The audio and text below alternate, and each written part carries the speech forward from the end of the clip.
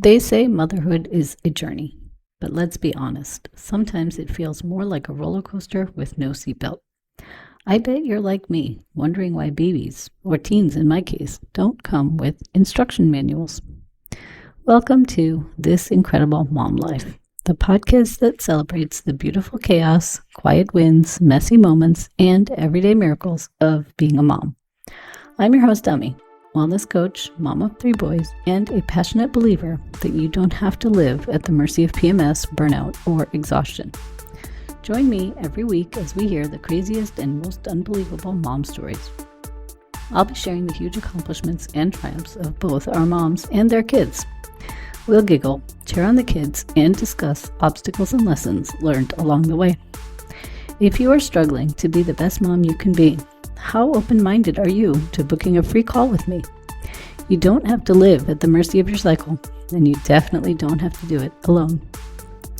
Give yourself permission to let me be part of your support system. I believe that you weren't meant to just survive motherhood. You were meant to thrive in it. A supermom isn't someone who does it all. It's someone who grows through it all. Let me introduce you to today's guest. Emily Roper is a Neuro-Developmental Delay Therapist and Certified Midwives Assistant. She owns Early Roots, which is a specialized therapy practice for children with developmental delays. She has an educational background in psychology, midwifery, and neurodevelopmental delay. Emily has spent over a decade helping children with ADHD, autism, anxiety, dyslexia, sensory challenges, and other developmental delays. She has attended more than 600 births and supported hundreds of families through their postpartum period. In addition to her hands-on work, Emily is passionate about education and bridging the gap between the birth world and psychology. She teaches and speaks to both parents and professionals about how early experiences, specifically pregnancy, birth, and the newborn period, shape long-term neurological development. She has trained midwives, taught postgraduate students, spoken at conferences, and hosts the Early Roots podcast, where she makes complex developmental topics feel practical and accessible. Her work helps providers and families alike better understand and support children and parents. Thank you, Emily, for taking time out of your busy day to be here with me. Thank you so much for having me. I'm really excited. Yeah, let's get started. Share who you are a mom to. Sure, I have one son. He's 4. His name is Maverick. Awesome. And share a mom story about Maverick. Yeah, okay, I will. I've been thinking about this one and I've gone back and forth about different stories to share about him because he's quite a funny and spicy kid. And parenthood has been quite the journey for me, man. I thought going into it that having like this huge background in midwifery and child development and all this stuff would really make a big difference. And I'm telling you, I feel like a fish out of water when it comes to actually parenting, especially the toddler phase. The toddlerhood has been, it's been a lot. We're seeing the light at the end of the tunnel, though.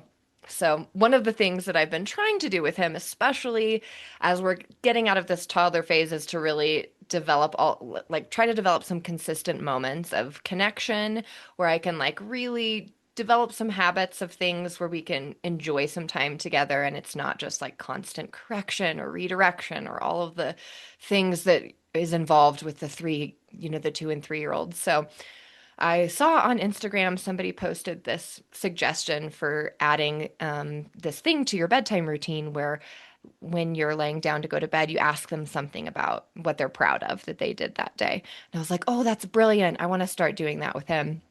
So I added it in a little while ago and we'll go through his books and his normal bedtime routine. And then I'll lay down and I'll ask him what he was proud of that day. And it started off kind of slow. He couldn't think of anything, which I kind of expected. He's pretty young. So I started off by telling him things that I was proud of, which was really nice because it was a great way for him to like actually hear positive things from mom. And, that's hard, especially for toddlerhood. So I would come up with things that I was proud of him. And then we'd talk about things that he did well that day. And then I'd talk about things that I was proud of from my day, things, mistakes I had made, things that I had done wrong, like just really sweet moments of connection. in the evenings. And then last week, he comes in and we're getting ready for his bedtime routine. And he was so excited. He's like, Mom, I know what I'm proud of today. You don't have to help me. And I was like, oh, yay. I'm thinking like he's growing up. So I was like, what were you proud of, buddy? And he goes, I'm so proud of this big poop I took tonight. What? He was like, yeah, I left it for you just in case. I was like, course he oh did. no, just in case what? What am I gonna do with that? So I was like, oh God. And he was so genuinely proud. And then I made the mistake of laughing about it. And of course, now he thought it was hilarious and it derailed our whole like sweet evening conversation. So it's like, I am not prepared to raise kids, especially not 4-year-old boys, man. I don't know anything about this.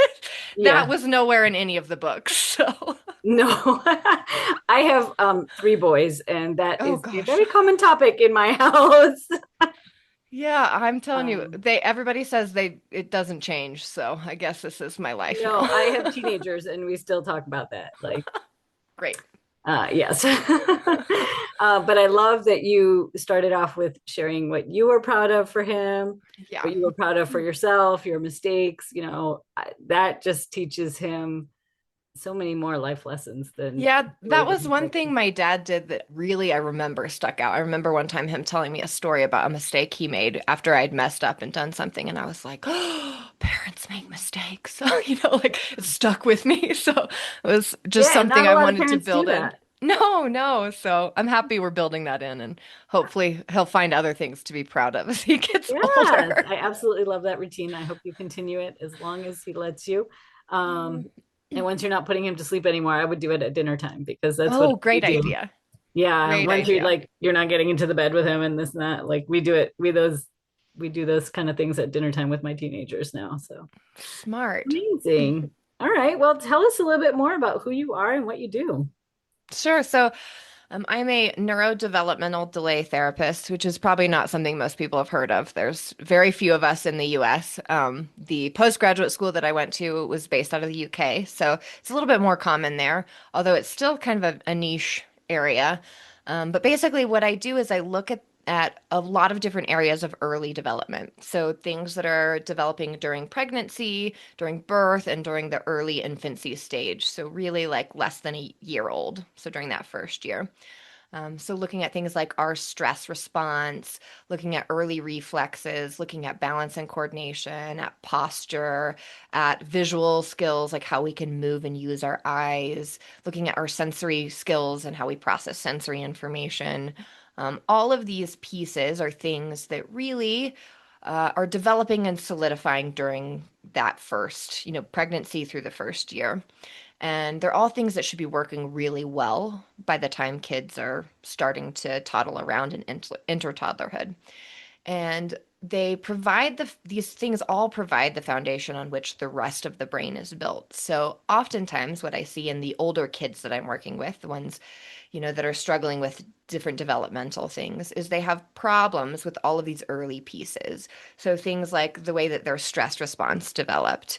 That's something that, our stress response when we're born, when we're a newborn baby, is very different than what it should look like in an older child and an adult. Babies have a super sensitive startle reflex. It's called the Moro. It helps them right after birth when they're born and they make all these different transitions. But then that reflex should mature into a much more dynamic stress response as we get older. But there's a lot of things that can go wrong and disrupt that process. And then what you have is older children that keep this kind of super heightened sensitive stress response. And then you see this kind of negative domino effect with the way the rest of the brain develops. So you see problems with social emotional development, a lot of problems with focus and attention, with processing sensory information, kind of all of these things.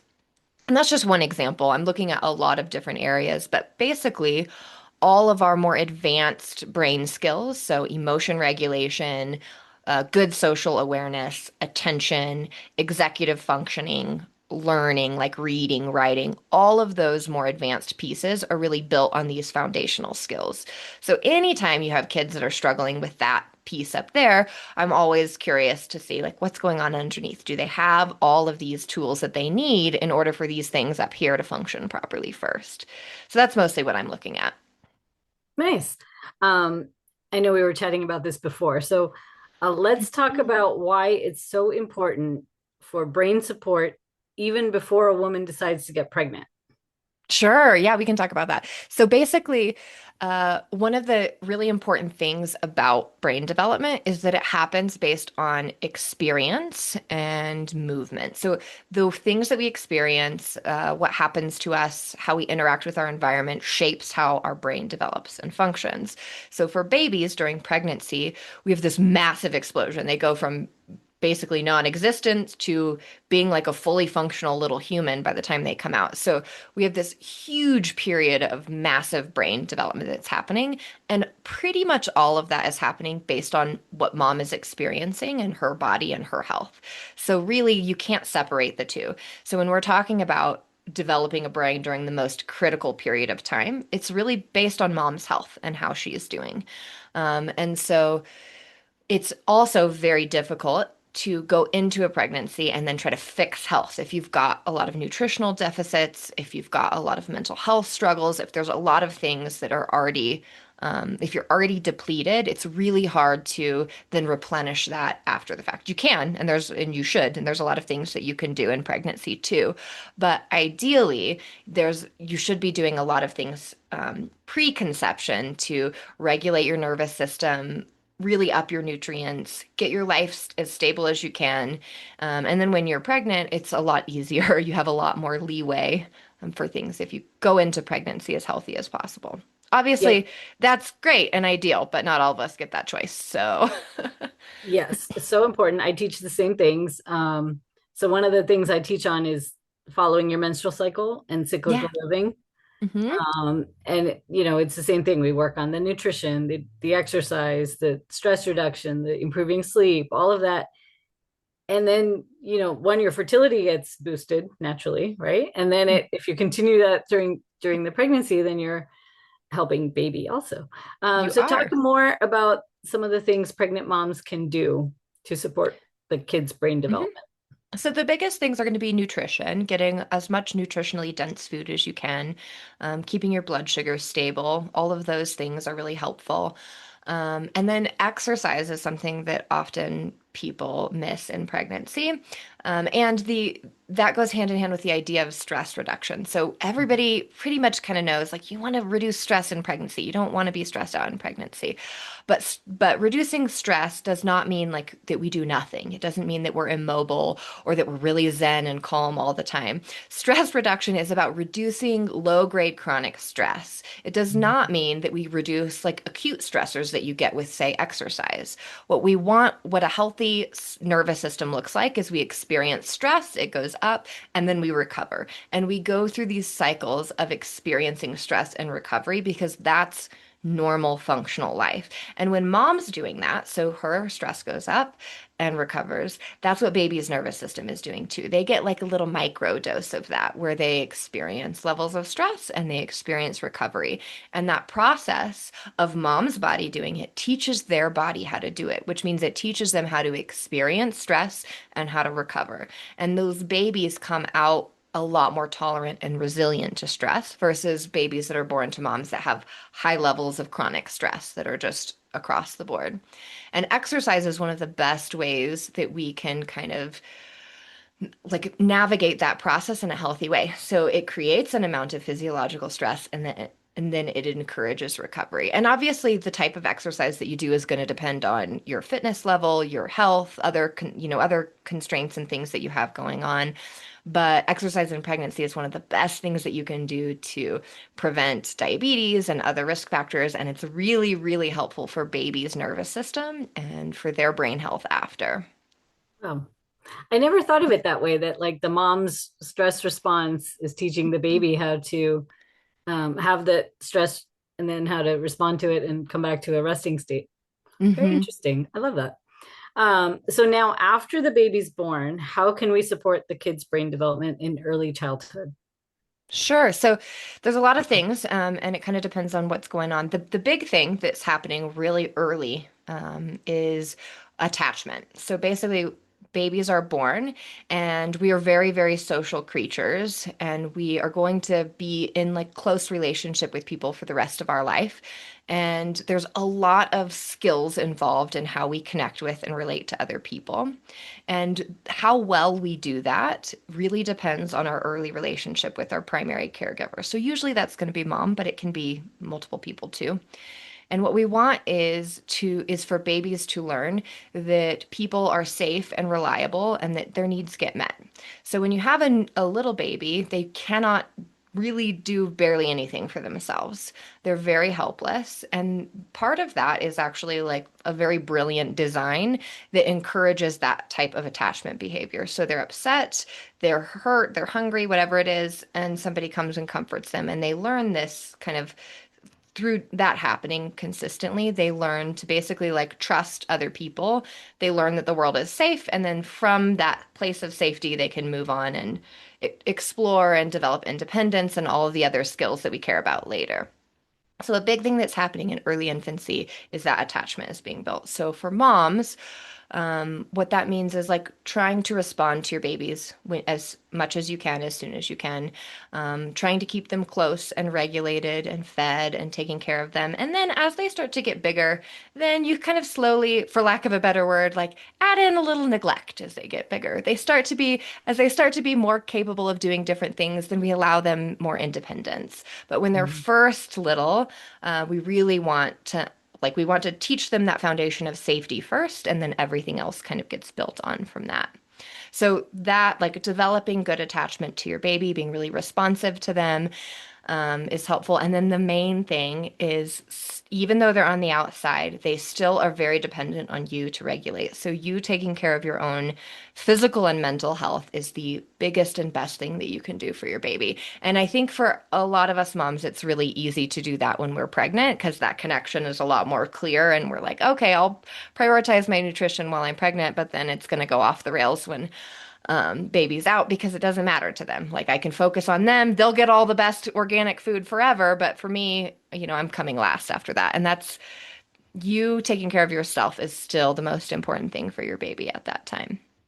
Yes. And so many moms neglect that. I know I did it. Oh, me too. Yes.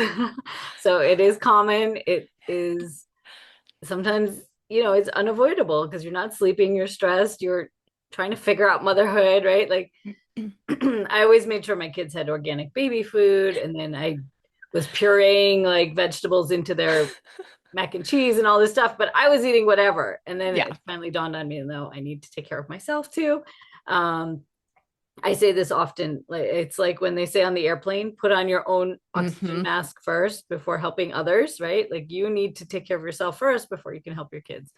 Um, but yes, let them nurture them in the beginning and then let them take their steps and, move away. When my oldest son started walking, right? Like we were first we were holding him, then he, holding on. And then I would just put two fingers out and he was just holding my fingers. Hmm. And he wasn't confident. He could walk, but he wasn't confident to do it himself. And so I was just, okay, whatever. I just kept putting my fingers there. And then one day he just kind of let go and started running. Hmm. So yes, it's very important to nurture the kids, be there for them. Um, and then the exercise you mentioned, right? Very important. Hmm. Hmm. There's lots of mommy and me workouts, so you both can get your right exercise or yoga or whatever. We used to do something called cosmic yoga with the kids, where Ooh, the lady fun. had like stories and Disney movies and this and that. And she was doing yoga along with the storyline. So find something that you both enjoy and do it together, right? Hmm. um, so now you have a questionnaire to help parents with screening. Can you talk more about that? Sure. Yeah. So I have a screening questionnaire for that parents can fill out. These would be if you have concerns about your child's development. So if your child falls kind of into that category, that spectrum of ADHD, autism, anxiety, learning disabilities, they also don't have to have a diagnosis. I work with a lot of kids that kind of fall into those categories, but they just don't quite fit into any box cleanly.